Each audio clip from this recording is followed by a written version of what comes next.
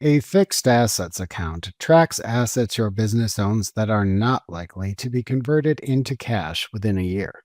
A fixed asset is something of significant value that is necessary for the operation of your business, like vehicles, computers, furniture, and some office equipment. Many times, the purchase of a fixed asset also incurs a long term liability, like when acquiring an auto loan to buy a new vehicle. Fixed assets are not for immediate sale, but they have a value. Since they are useful for a long time, you don't completely charge their entire cost to the year in which you purchased them. Instead, you spread their cost over several years, called the useful life of the asset. However, because fixed assets wear out or become obsolete like computers, their value declines constantly from the day you purchase them. When the value of fixed assets declines over a period, the amount of lost value is called depreciation. The total amount of this decline over a time period is called the accumulated depreciation. You will now examine one method for creating fixed asset accounts, noting their original value and recording their accumulated depreciation. There are many ways to track fixed asset value and depreciation, and this is just one suggested method. This method works well to show the original cost, the accumulated depreciation, and the current book value for a single major fixed asset on separate lines in the balance sheet for clarity of reporting its book value. However, if you are currently tracking fixed assets and asset depreciation in other ways, like tracking their value within fixed asset accounts grouped by depreciation type, like vehicles versus computers, for example, rest assured you can also use other methods. When referring to the value of a fixed asset at any point in time, you are referring to its book value.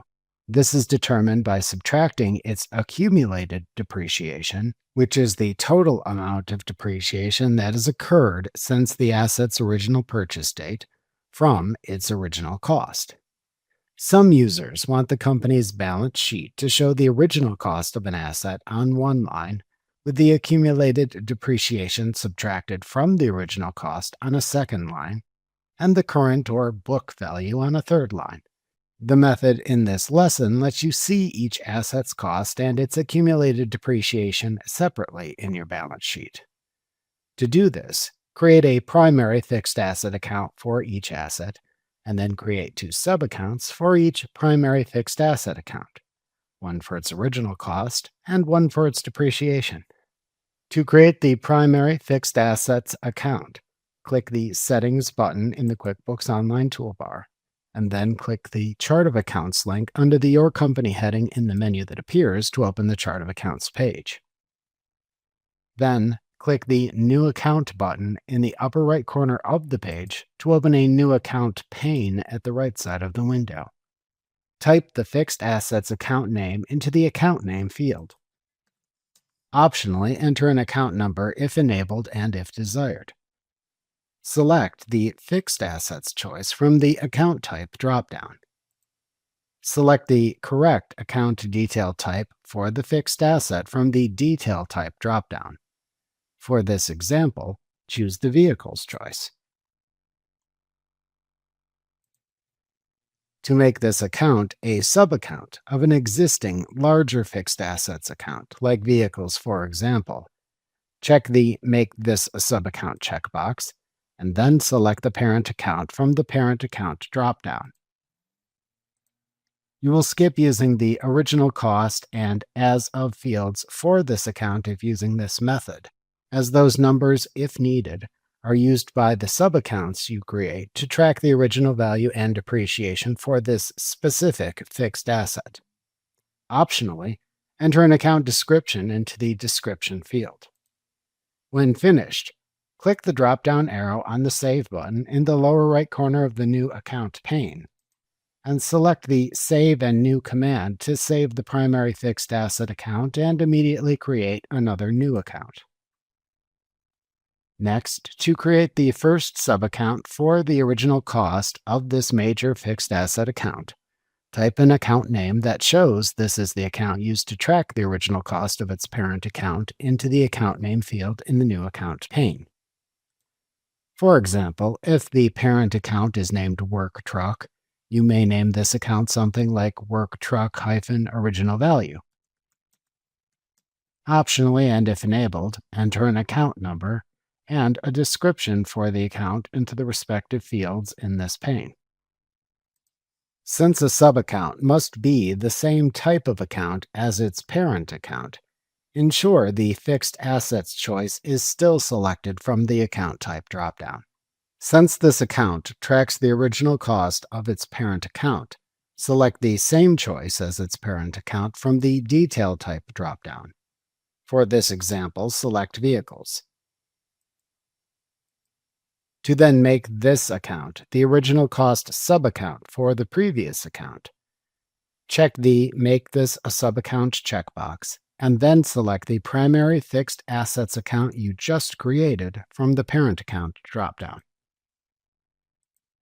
If creating the original cost subaccount for a fixed assets account you are buying or just bought, then skip entering the information in the original cost and as of fields. This is because the original value of the fixed asset comes from the value of transactions you still need to enter, like the loan you received or checks that you wrote to buy the fixed asset. Alternatively, to record original cost values if creating an original cost subaccount for an existing fixed asset you had previously purchased, type the original value of the fixed asset into the original cost field. Then select the date as of which to record the original cost from the As of field. To save the original cost subaccount and then create its accumulated depreciation subaccount, click the drop-down on the Save button in the lower right corner of the New Account pane and select the Save in New command.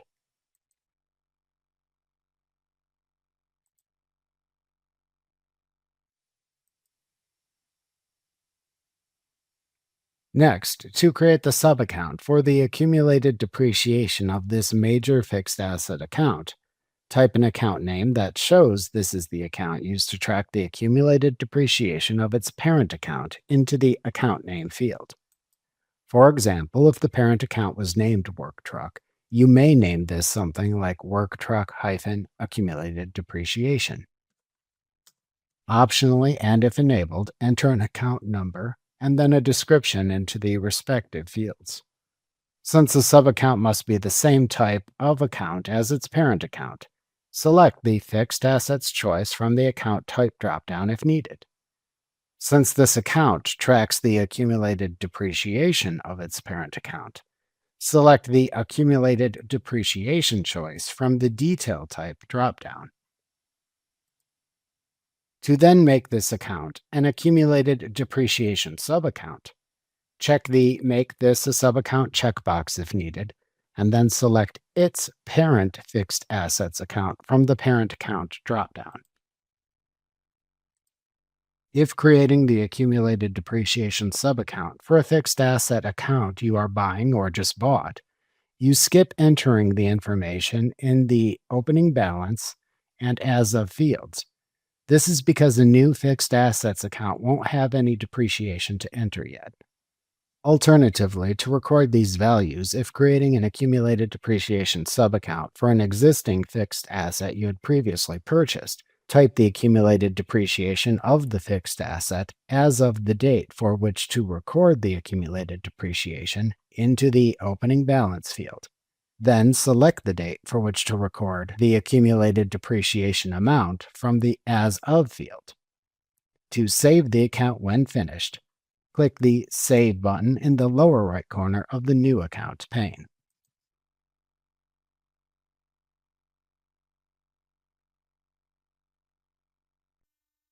Remember to click the subscribe button to see more of our videos. See our full suite of courses, instruction manuals, and quick reference guides at www.teachucomp.com.